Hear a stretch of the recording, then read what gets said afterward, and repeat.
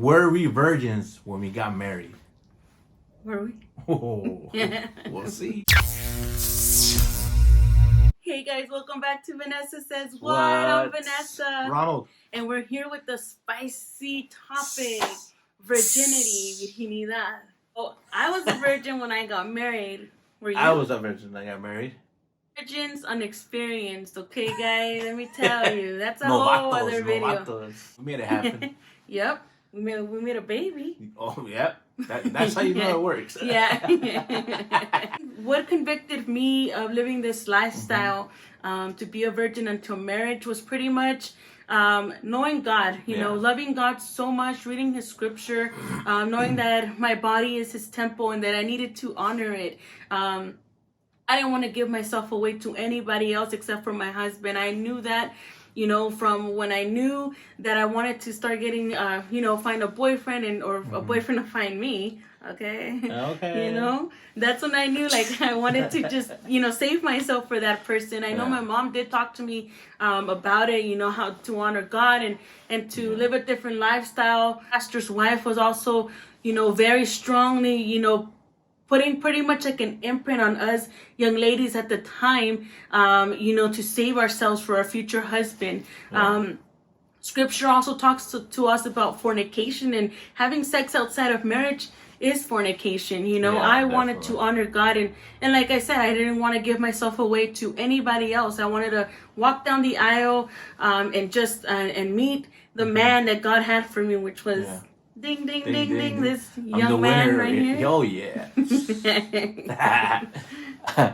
You know, for myself, I think of as believers, the main thing is just you want to honor God. And growing up in a Christian home, save yourself for that person. You know, don't fall into sin. You know, so I think as growing up as a believer, it was hard. I'm not gonna lie, it wasn't easy for sure.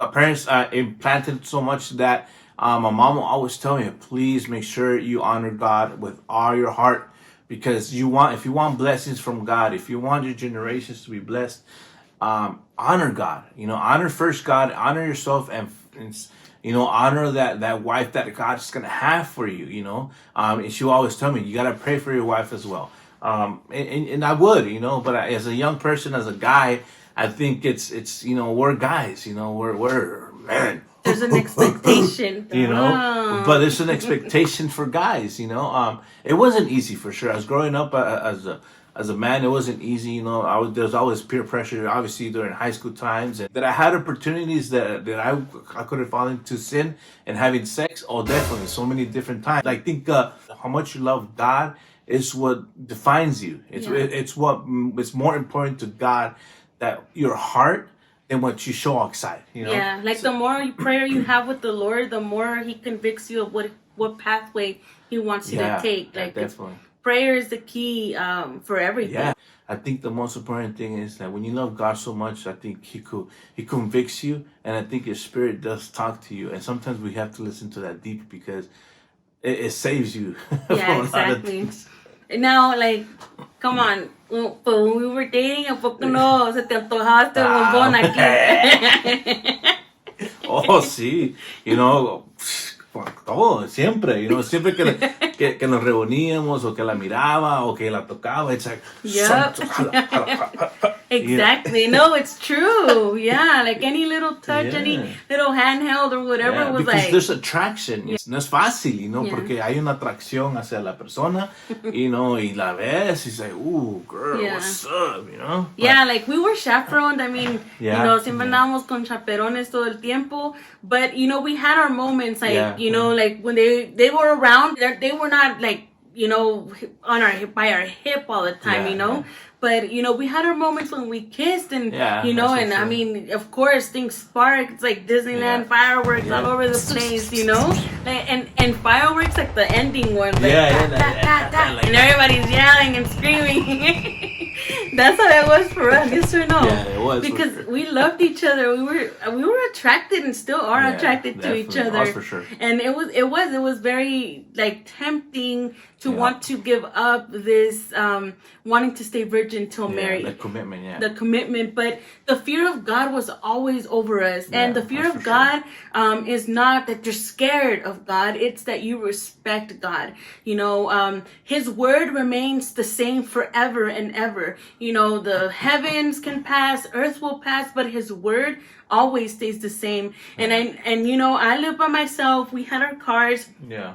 We could have, you know, we had times where we were like, let's meet up, you know, but we had to be like, We wait. had the craziest thing is that we always tell ourselves that, you know, we will put ourselves in a position, go do something else. You go do something else, go get distracted because you don't want to fall into that. Pero gracias a Dios que Dios nos dio la fortaleza y nos dio esa convicción tan fuerte de decir, no, no hagan eso porque van a perder sus bendiciones. Now you may be watching and being like, oh, but you know, I'm not a virgin, you know, he is or she is, you know, vice versa, like, and you're contemplating there, like, you know, maybe like we've already dishonored God, but this honoring God is all ages, anytime, you know. You may be the one that's experienced, and maybe your future spouse is the one that hasn't had sex, but honoring God is for everyone. Yeah. You know, you do have, let's start over. You know, you can say to each other, commit to each other and God, and say, you know, I know you're the one for me. I know you're the one, the death do us part person. You know, you can just pretty much have an agreement, come to an agreement together with God that you're not going to have sex anymore until you get married. You know, and that is something that you can both talk about and do this, you know. Or you might be also be thinking out there like, oh, well, like, you know, here, whichever way it goes, you may be like, well, he already had sex and I didn't, or whatever it is.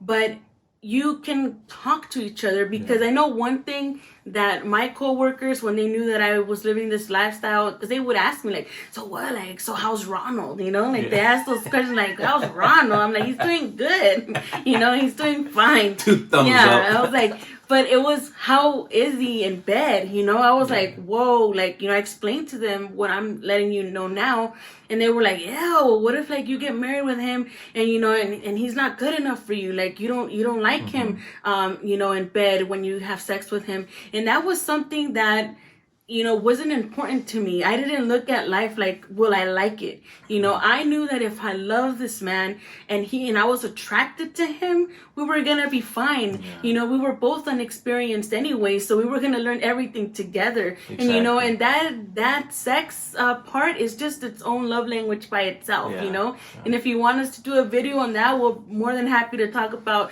you know, something we'll go more deeper. in detail, you know, even we talk about our, you know, our experiences, not in bed, but I mean, exactly. Choco. I know.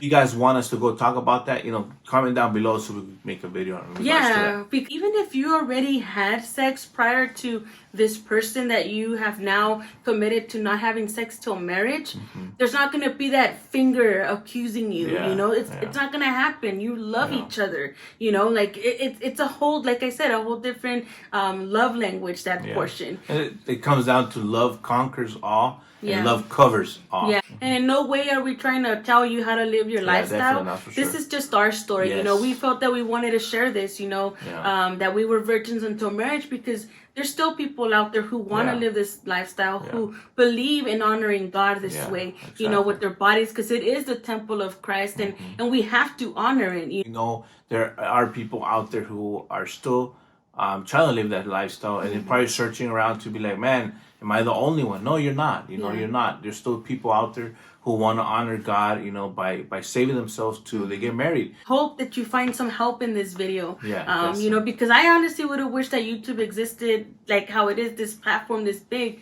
when we were dating, when we were recording, because it would have helped, you know, to answer a lot of questions that you may not feel like I want to go to the pastor to, or my mom or my dad. You may have no one to talk to about this, but know that this is something that God still values. You staying, reserving your body for the person to that the you're, end, to the person that you're gonna marry, who's gonna be your your death to us part person, you know? Yeah, because I think once you have a commitment with God, and you feel it in yourself that God is like, the Spirit's telling you to do so.